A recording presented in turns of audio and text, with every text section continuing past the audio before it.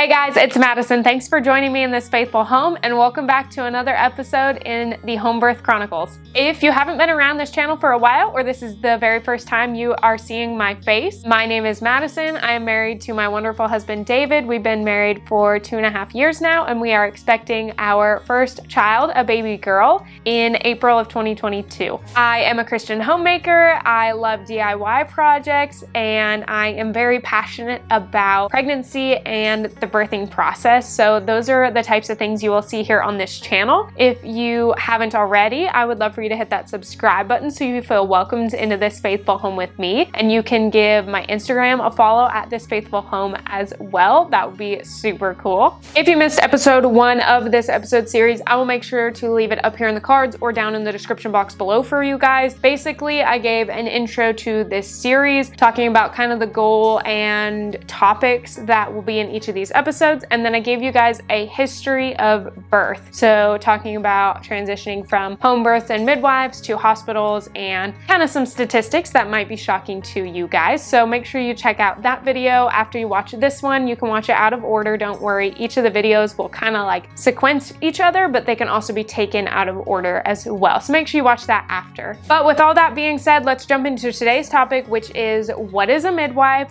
what are their roles, and why did we choose one for our pregnancy?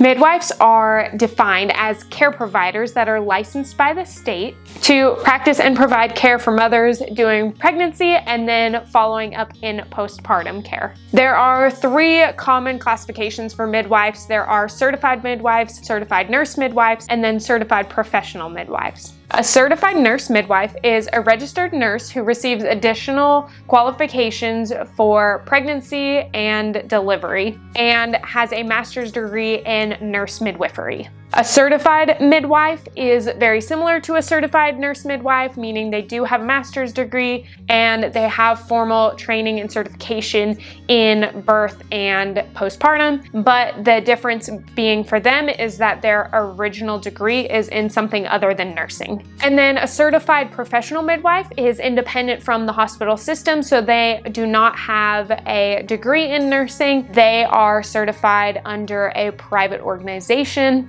They are independent and get their certificate and degrees through the North American Registry of Midwifery. Depending on your goals for your pregnancy, if you choose to use a midwife, you can kind of pick between those different options. If you are looking to still have a hospital birth but want to have a midwife instead of an OBGYN, you would generally be having a certified midwife or a certified nurse midwife that works at that hospital or birthing center. It all depends on your state and then your local jurisdictions on what they allow. So for me, I wasn't going to have a hospital birth anyways, or that's the plan, but if I did, I don't have a birthing center within our area, so it would just be a midwife within the hospital setting, and they would be a certified nurse midwife. But what I chose to do and what we are planning on is having a midwife and a home birth, and so because of that, the midwife that my husband and I have chosen is a certified professional midwife. She is independent from the hospitals, but she does work with a hospital here in our city to do some of the things like the anatomy scan and ultrasounds. Because she is not certified in the ultrasound machine, she kind of works and partners with this one specific hospital, which I think is really cool. And with that, she works kind of with their team. So if I do need to be transferred or she requests a transfer, I already have a place set up for me who will be more inclined to kind of roll with my natural and holistic approach to birth. All right, so let's talk about the roles of a midwife. So they're going to be very, very similar to the roles of your OBGYN. They're a medical professional and they are trained and educated in the birthing process. So when we meet with our midwife, we have appointments set up every single month. She will check my heart rate, she will take my blood pressure, I give her a urine sample and she does a urinalysis to make sure all of my levels look great. Every so often at our appointments, she will actually draw blood and send the blood off to the lab to have some lab work tested on my blood. And so basically you can kind of picture the same roles and principles as you would going to see your OBGYN or general practitioner.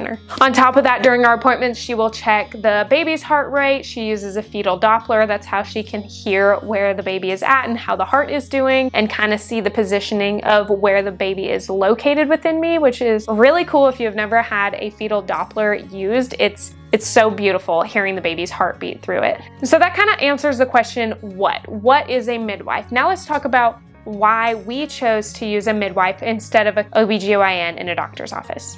For us, choosing a midwife is actually not as simple as it sounds. I, from a young age, actually desired to have a natural, unmedicated, minimal intervention birth in the comfort of my own home. That is something that has been on my radar, on my plan, things I've been researching for many, many years. But my husband is different. He is used to, when you have a baby, you go to a hospital, you go see the doctor, and that's where you deliver. There is no other way. And not that he was ignorant to the fact that home births are still a thing and actually a very normal thing to do, but he has just only seen hospital births. Not that he's even been in a hospital for a birth, but like he's only known and heard of friends having hospital births. It's not the norm anymore to give birth at home. Statistically, it's like maybe 2% of all births now are done at home. So it's not something you would necessarily see unless you're passionate about it and desire to have that in the first place. So really, it wasn't until David and I met and I started talking to him and discussing my reasonings behind wanting a midwife, my desires for birth, the birth plan that I've always imagined, and how I want to advocate for myself in delivery, that he even was open to the idea of having a midwife and a home birth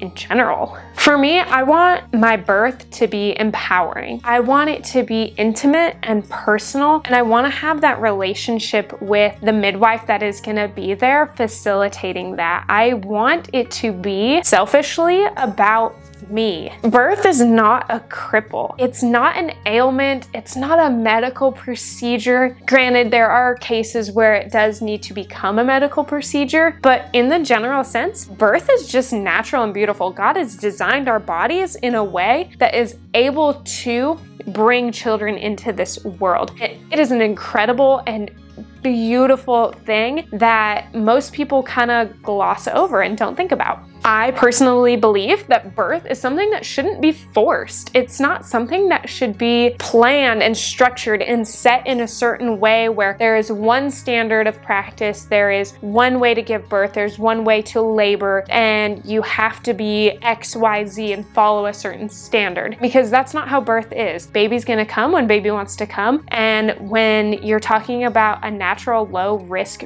birth, then that process is that it's natural. It happens when it's supposed to. It progresses as it's supposed to. It's not something that should be very rigid and structured. It should be something that is case by case for each woman. Each mom giving birth should be able to do it in the way that her body is telling her feels right and comfortable. I am going to have a whole episode here in this series on the different things that I'm passionate about as part of my birth plan. There are things that I feel very strongly for, and I feel that you should advocate for yourself in labor and in delivery and in postpartum, and that's going to be its own whole episode, because clearly you can tell I'm already excited to jump on into that, but that's not what today's video is about. Our midwife team is amazing, and don't get me wrong, I am not opposed to a hospital. I will say that. Something our midwife talked about with us when we first agreed to utilize her services is that one of her hard set rules is that if she says, hey, you need to go to a hospital to deliver this baby based off of what I am seeing, and not just in labor, but like in the pregnancy itself, then that's something that I'm going to trust her opinion on. And so I'm not opposed to having to go to the hospital. If there is a medical emergency, my midwife said, we're not going to rub some herbs on you in the moment. No, we're going to give you medicine and we're going to intervene. But that's in an emergency state. That's not just planned and ready for. And so I'm not opposed to the hospital. I have a plan for how to transition to the hospital setting. My midwife will actually come with me and be my advocate. She will become my doula, and she will be the kind of middleman for me and the hospital staff. But the thing that I see differently about her and just going to a regular appointment,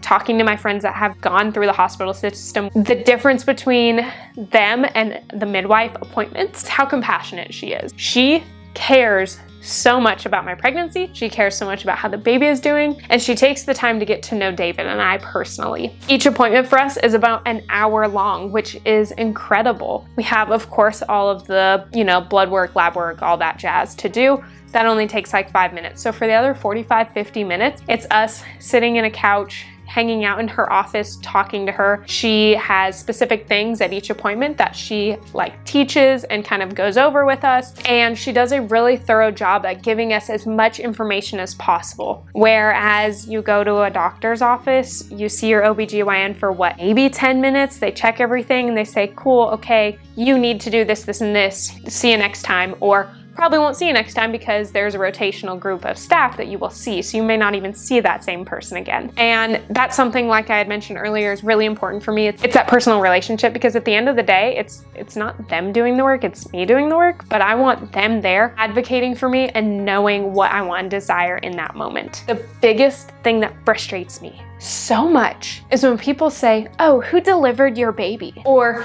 Dr. such and such delivered my child. No, girl, you delivered your child. You did all the work. You went through all the labor. You went through the pain and the process of giving birth. It is not a doctor who delivered your child. They show up at the end and they pull the baby out and they clip the cord if they do that instead of you, and they do their thing and then they hand it off to someone else to clean up. No. They did not do all the work. Be proud of who you are and what you have accomplished, because you are the one that gave birth. You are the one that did all of the pushing. You are the one that is strong and empowered, and your body went through this beautiful moment and experience, and you need to give yourself more credit for that. Our midwife will tell that to you day in and day out.